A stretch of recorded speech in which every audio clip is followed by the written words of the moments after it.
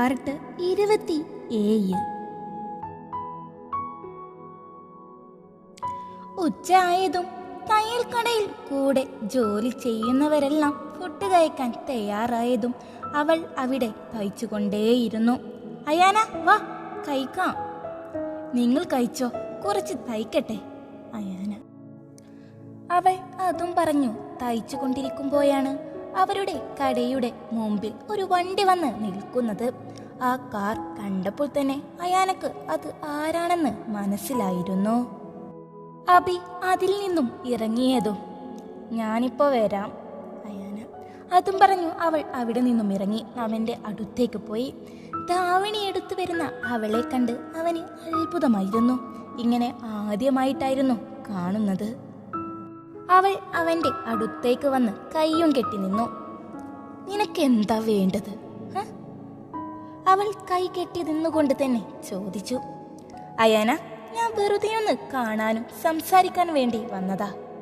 അതെ. എന്തിന്? അയാന. നീ ഇങ്ങനെ ദേഷ്യപ്പെടാതെ വാ, അടുത്തുള്ള ആ കടയിൽ കയറി എന്തെങ്കിലും കഴിച്ചുകൊണ്ട് സംസാരിക്കാം. വേണ്ട അബി, പ്ലീസ്, നീ ഇങ്ങനെ ഇടയ്ക്ക് ഇങ്ങോട്ടൊന്നും വരരുത് എന്ന് ഞാൻ പറഞ്ഞതല്ലേ. അയാന. അയാന, എനിക്ക് പ്രധാനപ്പെട്ട ഒരു വിഷയം സംസാരിക്കാനുണ്ട്. അതാണ് നിന്നെ കാണാൻ വന്നേ. നീ പറയുന്നതൊന്ന് മനസ്സിലാക്ക്. വാ, എന്തെങ്കിലും കഴിച്ച് സംസാരിക്കാം. അബി. അയാന. അവർ രണ്ടുപേരും അവിടെ നിന്നും സംസാരിക്കുന്നതും ശേഷം അവിടെ ഒരു കടയിലേക്ക് സംസാരിച്ചു കൊണ്ട് കയറുന്നതും അവിടെ ഓപ്പോസിറ്റുള്ള ഒരു തട്ടുകടയിലിരുന്നു കൊണ്ട് കുറച്ച് കാരണന്മാർ ശ്രദ്ധിച്ചിരുന്നു. ഇത് ആ മരിച്ചുപോയ ഓട്ടോ ഡ്രൈവറിന്റെ മോളല്ലേ? അതെ അതെ. ഈ കുട്ടി ഇന്നലെയും റോഡിൽ വെച്ച് ആരോടോ സംസാരിക്കുന്നത് കണ്ടു. ഇപ്പൊ ഇതാ വേറെ ആള്. ഈ നടപ്പ് ശരിയാണോ? അങ്ങനെയൊന്നും ആവില്ല. ഇപ്പോഴത്തെ മക്കളെ ഒന്നും പറയാൻ പറ്റില്ല. അങ്ങനെയാ ഇപ്പോ ഈ പത്രത്തിലെല്ലാം കാണുന്നത്. അതുമല്ല, ആ രണ്ട് പയ്യന്മാരും വലിയ വീട്ടിലെയാണ്. കാറ് കണ്ടാൽ അറിഞ്ഞൂടെ? ആ പെണ്ണ് ആ വീട്ടുകാർക്ക് വേണ്ടി ഓടി നടന്ന് പണിയെടുക്കുന്നവളാ. ഈ എടുത്താൽ പൊങ്ങാത്ത പണിയെടുത്ത് പൈസ കിട്ടുന്നുണ്ടാവില്ല. ഇതുപോലെ വലിയ വീട്ടിലെ ഏതെങ്കിലും പയ്യന്മാരെ കിട്ടിയാൽ പണം എളുപ്പമായല്ലോ. ചേട്ടൻ പറഞ്ഞതിലും കാര്യമില്ലാതില്ല. ഈ പെണ്ണിന്റെ ചേട്ടന് ആക്സിഡന്റ് ആയപ്പോൾ ഇങ്ങനെ ഏതോ ഒരു ആൺസുഹൃത്ത സഹായിച്ചേ. കണ്ടോ, ഇപ്പോ പൈസ കിട്ടാനുള്ള വഴിയും ഇവൾക്കറിയാം. അവളെ കുറിച്ച് അവിടെ പുതിയ അഭിപ്രായങ്ങൾ വന്നപ്പോൾ ആ കടയിലുള്ള മറ്റുള്ളവരും ഇത് ശ്രദ്ധിച്ചു. ആ കൂട്ടത്തിൽ അയാനയുടെ ചേട്ടന്റെ കൂട്ടുകാരനും ഉണ്ടായിരുന്നു. അയാന ഒന്നും മിണ്ടാതെ നിന്നു. അവന് രണ്ടുപേർക്കും പൊറോട്ടയും ഓർഡർ നൽകി. നിനക്ക് എന്താണ് പറയാനുള്ളതെങ്കിൽ പറ. ഇവിടെ ആളുകളെല്ലാം ശ്രദ്ധിക്കുന്നു. ഇത് എന്റെ നാടിന്റെ തൊട്ടപ്പുറത്തെ നാടാണ്. എന്തെങ്കിലും ന്യൂസ് ഉണ്ടായാൽ അത് എന്നെയാണ് ബാധിക്കുക. അയാന. നീ ഇങ്ങനെയുള്ളതെല്ലാം വിശ്വസിക്കുന്നുണ്ടോ? അതൊക്കെ ഈ ചെവിയിൽ കേട്ട് മറു ചെവിയിലൂടെ വിടണം. പറയാൻ എളുപ്പമാണ് അബി. എന്റെ വീട്ടിലാഞ്ഞാൽ താങ്ങാനാകാത്ത ഒരമ്മയുണ്ട് എനിക്ക്. ബാക്കിയുള്ളവരെയും കൂടെ നഷ്ടപ്പെടുത്താൻ പറ്റില്ല. നീ വന്ന കാര്യം പറ. അയാന. അത് വേറൊന്നുമല്ല, എൻ്റെ കല്യാണം ഉറപ്പിച്ചു. അടുത്ത മാസം 10-ന്. അവൻ വലിയ ഭാവമാറ്റമൊന്നുമില്ലാതെ ഗൗരവത്തിൽ പറഞ്ഞു. അത് കേട്ടതും അയാന ഒന്ന് ഞെട്ടി. അവൾക്ക് അതുവരെ ഇല്ലാത്ത ഒരു പിടപ്പ് അനുഭവപ്പെട്ടു. എന്ത് പറയണമെന്നില്ലാതെ അവൾ ഒന്ന് വേദനിച്ചു. അവളുടെ ഉള്ള് പിടഞ്ഞെങ്കിലും അത് പുറത്ത് കാണിക്കാതെ ഇരിക്കാൻ അവൾ ശ്രദ്ധിച്ചു. അത് നന്നായി. അയാന അവളുടെ പിടപ്പ് പുറത്ത് കാണിക്കാതെ ഒരു പുഞ്ചിരിയോടെ പറഞ്ഞതും, എങ്ങനെ സാധിക്കുന്നു നിനക്കെന്നോട് ഇങ്ങനെ പറയാൻ? ഞാൻ നിന്നെ ഇഷ്ടപ്പെട്ടതും ഇപ്പോഴും ഇഷ്ടപ്പെടുന്നത് നിനക്കറിയില്ലേ? ഒരിക്കൽ ഇഷ്ടപ്പെട്ടു, പിന്നീട് അതെല്ലാം വേണ്ടെന്ന് വെച്ചാൽ തീർന്നതാണ് അബി. അല്ല. അയാന. അവൾ ഗൗരവത്തിൽ പറഞ്ഞു. ഉള്ളിലെ വിഷമമായിരുന്നു ആ ഗൗരവമെന്ന് അവന് മനസ്സിലായില്ല. ഞാൻ നിന്നെ ഇതും പറഞ്ഞു കല്യാണത്തിന് ക്ഷണിക്കാൻ വന്നതല്ല. ഇഷ്ടമാണെന്ന് ഒരു വാക്ക് നീ പറഞ്ഞിരുന്നെങ്കിൽ ഇങ്ങനെ ഒരു കല്യാണം ഉറപ്പിക്കില്ലായിരുന്നു. നീ ഇപ്പോഴും കൂടെ വരുമെന്ന് പറഞ്ഞാൽ ഞാൻ കൊണ്ടുപോകാൻ തയ്യാറാണ്. അയ്യാന, നീ എന്താ അതൊന്നും മനസ്സിലാക്കാത്തത്? മനസ്സിലാക്കാത്തതോ അതോ മനസ്സിലാവാതെ അഭിനയിക്കുവാണോ? അബി അബി നമുക്കിടയിൽ ഈ സംസാരം വേണ്ട. അയ്യാന, വേണം. എന്റെ മനസ്സിന്റെ ബുദ്ധിമുട്ട് എനിക്കേ അറിയോ അയ്യാന. നീ അല്ലാതെ വേറെ പെണ്ണിനെ ആ സ്ഥാനത്ത് എനിക്ക് കാണാൻ പോലും സാധിക്കുന്നില്ല. എന്റെ അവസ്ഥ ഒന്ന് മനസ്സിലാക്കാനെങ്കിലും ശ്രമിക്കു. നീ വലിയ സംസാരമൊക്കെ സംസാരിക്കാനും മറ്റുള്ളവരെ പറഞ്ഞു സഹായിക്കാനും എല്ലാം നിനക്കറിയാലോ. എന്നാൽ സ്വന്തം ജീവിതത്തിൽ ഇങ്ങനെ ഒരു സാഹചര്യം വരുമ്പോൾ നിനക്കൊന്ന് സ്വന്തം തീരുമാനം പോലും ഇല്ലേ? നീ എത്ര ദിവസം നിന്റെ വീട്ടുകാർക്ക് വേണ്ടി ജീവിക്കും? ഒരു കാര്യം ഞാൻ പറയാം, നീ ഇങ്ങനെ ഇവർക്ക് വേണ്ടി നിന്റെ ജീവിതം കളഞ്ഞാൽ പിന്നീട് നിനക്ക് വേണ്ടി നീ മാറ്റിവെച്ച ഒരു ദിവസം പോലും നിന്റെ ജീവിതത്തിൽ ഉണ്ടായെന്ന് വരില്ല. അബി അവൻ ദേഷ്യത്തിൽ പറഞ്ഞതും, ഞാൻ ഇങ്ങനെ ആയിട്ടുണ്ടെങ്കിൽ നീ ഒരാൾ കാരണം തന്നെയാണ്. അയ്യാന അവളും ദേഷ്യത്തിൽ തന്നെയായിരുന്നു. ലുക്ക് അബി, മനുഷ്യനോടുള്ള വിശ്വാസം അത് ഉള്ളത് വരെ ഏത് ബന്ധവും കാണൂ. ആ വിശ്വാസം പോയാൽ പിന്നെ അത് തിരിച്ചെടുക്കാൻ പെട്ടെന്ന് കഴിഞ്ഞെന്ന് വരില്ല. ആദ്യത്തെ ഞാനും ഇപ്പോഴത്തെ ഞാനും എത്ര വ്യത്യാസമുണ്ടെന്ന് നിനക്ക് നന്നായി അറിയാമെന്ന് ഞാൻ വിശ്വസിക്കുന്നു. എൻ്റെ ജീവിതത്തിൽ വന്ന മാറ്റം ഒന്നും ഇനി മാറ്റിക്കുറിക്കാൻ പോലും കഴിയാത്ത അവസ്ഥയിലാണ്.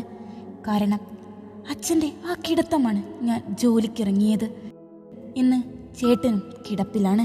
നിനക്ക് നൽകാനുള്ള പണം നൽകും, പക്ഷേ എനിക്ക് ഒത്തിരി ടൈം വേണ്ടി വരും. അയ്യാന, ഞാൻ പറയുന്നതെന്ത്, നീ പറയുന്നതെന്ത്? ഞാൻ ചോദിച്ചതിന് എനിക്കൊരു ഉത്തരം വേണം. നിനക്ക് എന്നെ ഇഷ്ടമാണോ അല്ലയോ എന്ന്. അമ്മയുടെ നിർബന്ധപ്രകാരം ഇങ്ങനൊരു കല്യാണത്തിന് സമ്മതിക്കുമ്പോൾ എൻ്റെ മുത്തശ്ശൻ പറഞ്ഞതാ, നീ കൂടെ വന്നാൽ കൂടെ കൂട്ടിക്കോളാൻ. അതിന് നീ വരില്ലെന്ന് എനിക്ക് നന്നായി അറിയാം. അബി, എന്നാ ഇങ്ങനൊരു കൂടിക്കാഴ്ച വേണമായിരുന്നോ? അയ്യാന, അവസാനം ഒന്നും കൂടെ ഒന്ന് കാണണമെന്ന് തോന്നി. അബി, അയ്യാന. വീണ്ടും രണ്ടു പേർക്കിടയിലും മൗനം മാത്രമായിരുന്നു. അയ്യാന, നിന്നെ ഒരിക്കൽ ഒത്തിരി വേദനിപ്പിച്ചു, എന്നോട് ക്ഷമിക്കുക. ഇപ്പോഴും നിന്നെ ഒത്തിരി സ്നേഹിക്കുന്നുണ്ട്, പക്ഷേ നീ ഇത് മനസ്സിലാക്കാൻ ശ്രമിക്കുന്നില്ലെന്ന് മാത്രം. വേറൊരു പെണ്ണിൻ്റെ കഴുത്തിൽ താലി ചാർത്തുക എന്നത് എന്നെ അത്രയും വേദനിപ്പിക്കും. അവൻ്റെ ശബ്ദം ഇടറി തുടങ്ങിയിരുന്നു. അബി, കാലം മാറ്റിവെച്ചത് എന്തെന്ന് ആർക്കും അറിയില്ല. ചില വേദനകൾ ഇങ്ങനെ ജീവിതകാലം മുഴുവൻ ഉള്ളിൽ ഒതുക്കേണ്ടി വന്നേക്കാം. എന്നാലും ജീവിച്ചല്ലേ പറ്റൂ. അയ്യാൻ, നിനക്ക് മുന്നോട്ട് ജീവിക്കാൻ എന്ന് വെച്ചാൽ നിന്റെ കുടുംബമെന്ന ലക്ഷ്യം ഉള്ളതുകൊണ്ടാണ്. എനിക്ക് മുന്നോട്ട് എന്നതിന് വേണ്ടി ആരും കാത്തിരിപ്പില്ല. നിന്നെയാണ് ഇത്രയും നാളും കാത്തിരുന്നത് പോലും. ഇപ്പോൾ എല്ലാം അവസാനിച്ചു. അബി, അയ്യാന ഒന്നും മിണ്ടിയില്ല. അബി, ഞാൻ പോകുന്നു. അയ്യാന അവൾ അതും പറഞ്ഞു എണീറ്റതും, കഴിച്ചിട്ട് പോകാം. അബി, വേണ്ട, വിശപ്പില്ല. അയ്യാന, നിന്റെ വിശപ്പ് അല്ലെങ്കിലും എന്നേ പോയതാണല്ലോ. അബി, അതിന് അവൾ അവനെ ഒന്ന് സൂക്ഷിച്ചു നോക്കി. അവസാനമായി എനിക്ക് വേണ്ടി ഇവിടെയൊരുന്ന് ഒന്ന് ഭക്ഷണം കഴിക്കണം. അബി, അവൾക്ക് എന്തു പറയണം എന്നില്ലാതെ അവിടെ ഇരുന്നു. അവളുടെ ഹൃദയം വേദനയോടെ പിടയുമായിരുന്നു. അവൻ്റെയും. ഭക്ഷണം കഴിക്കുമ്പോഴും രണ്ടുപേരുടെയും ഇടയിൽ മൗനം മാത്രമായിരുന്നു. എല്ലാം കഴിഞ്ഞു അവർ പുറത്തേക്കിറങ്ങി. അയ്യാനക്ക് എന്ത് പറയണം എന്നറിയാതെ നിന്നു. അവനും വീണ്ടും പറയുന്നു, ഒത്തിരി ഇഷ്ടമായിരുന്നു നിന്നെ. ഇനി ഒരിക്കൽ തമ്മിൽ കാണാനുള്ള വിധി നമുക്ക് ഉണ്ടായെന്ന് വരില്ല. അബി അത്രയും പറഞ്ഞു അവൻ വണ്ടിയിലേക്ക് കയറി. അയ്യാനക്ക് അവളുടെ നിയന്ത്രണം പോകുന്ന പോലെ തോന്നി. അവൾ പെട്ടെന്ന് തയ്യൽ കടയിലേക്ക് കയറി. ആരാ അയ്യാന അത്? കൂടെ പഠിച്ചതാ അയ്യാന. അത്രയും പറഞ്ഞു അവൾ ആ സംസാരം അവിടെ നിർത്തി. അവളുടെ ഉള്ളു പിടയുന്നത് അവൾ നിയന്ത്രിച്ചുകൊണ്ട് അടിക്കാൻ ശ്രമിച്ചത്. തയ്ക്കുന്നതെല്ലാം എങ്ങനെയൊക്കെയോ ആയിപ്പോയി. അതും കൂടെ ആയതും അവൾക്ക് സങ്കടം കൂടി വന്നു.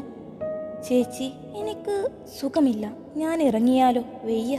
അയ്യാന, എന്തു പറ്റി? അറിയില്ല, നല്ല തലവേദന അയാന.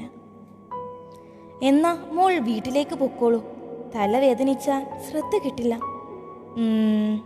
അവളൊന്ന് മൂളിക്കൊണ്ട് അവിടെ നിന്നും ഇറങ്ങി നടന്നു.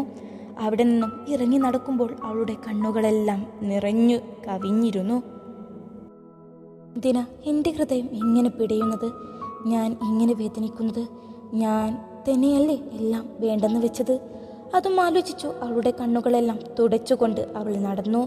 നടക്കുമ്പോൾ ദൂരം കൂടിയതുപോലെ തോന്നി അവൾക്ക്. എത്ര നടന്നിട്ടും വീട്ടിൽ എത്തുന്നില്ലെന്ന് തോന്നി. അതെല്ലാം വേദനയോടെ ആലോചിച്ചു അവൾ അവിടെ എത്തിയതും.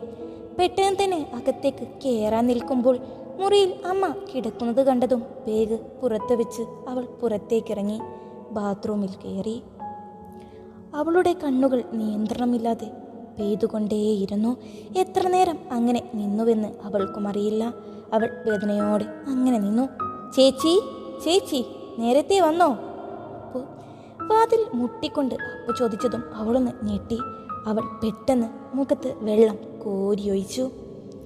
ഒന്നുമില്ല, എനിക്കൊരു തലവേദന, അപ്പോൾ ഇങ്ങ് വന്നു അയാന. അവൾ ബാത്റൂമിൽ നിന്നുകൊണ്ട് തന്നെ പറഞ്ഞു. ആ ചേച്ചി ഓക്കെയാണോ? അപ്പോൾ അതെ അയാന. അതും പറഞ്ഞു അപ്പു അവിടെ നിന്നും പോയി. അയാന കണ്ണുകൾ തുടച്ചു ചാരി നിന്നു അവിടെ. കുറച്ചു നേരം കഴിഞ്ഞു അവിടെ നിന്നും ഇറങ്ങിയതും ട്യൂഷൻ പഠിപ്പിക്കാൻ വൈകുന്നേരം ഇല്ലെന്നും വിളിച്ചു പറഞ്ഞു. ആ മോൾ നേരത്തെ വന്നോ? ഞാൻ പശുവിനെ തീറ്റ കൊടുത്തിട്ട് വരാം, മോളൊന്ന് കിടന്നോ അമ്മ. അതും പറഞ്ഞു അമ്മ പുറത്തേക്ക് പോയി. കൂടെ അപ്പവുമുണ്ട്. അയാന ഒന്നും മിണ്ടാതെ കിടക്കയിലേക്ക് കയറി കിടന്നു. മനസ്സാകെ നിയന്ത്രണം വിട്ട പോലെ പാറി പറക്കുമായിരുന്നു. അപ്പോൾ അയാന ഫോൺ അടിക്കുന്നത് കേട്ടാണ് കണ്ണുകൾ തുറക്കുന്നത്. അപ്പോഴേക്കും സന്ധ്യ ആയിട്ടുണ്ട്. അവളൊന്ന് കണ്ണുകൾ തിരുമ്മി എണീറ്റു. അവളൊന്ന് ഉറങ്ങിപ്പോയിരുന്നു. ഫോൺ നോക്കുമ്പോൾ മായയാണ്. അവൾ ഫോൺ എടുത്തു. അയാന. എന്താ മായേ? അത് കേട്ടിട്ട് മായ ഒന്നും മിണ്ടിയില്ല. എന്തു പറ്റി? എന്താടി അയാന? അത് ഒരു പ്രധാനപ്പെട്ട കാര്യമുണ്ടായിരുന്നു, ശ്രദ്ധിച്ചു കേൾക്കണം, ടെൻഷനൊന്നും ആവരുത് കേട്ടോ. നീ ഇതെന്തൊക്കെയാ പറയുന്നേ അയാന? അത് കേട്ട് അയാന ചോദിച്ചു. അത് അഭിമന്യു സൂയിസൈഡ് ചെയ്തതായി എന്നും പറഞ്ഞു മായ നിർത്തി. അയാന ഞെട്ടിക്കൊണ്ട് അത് കേട്ട് നിന്നു. തുടരും.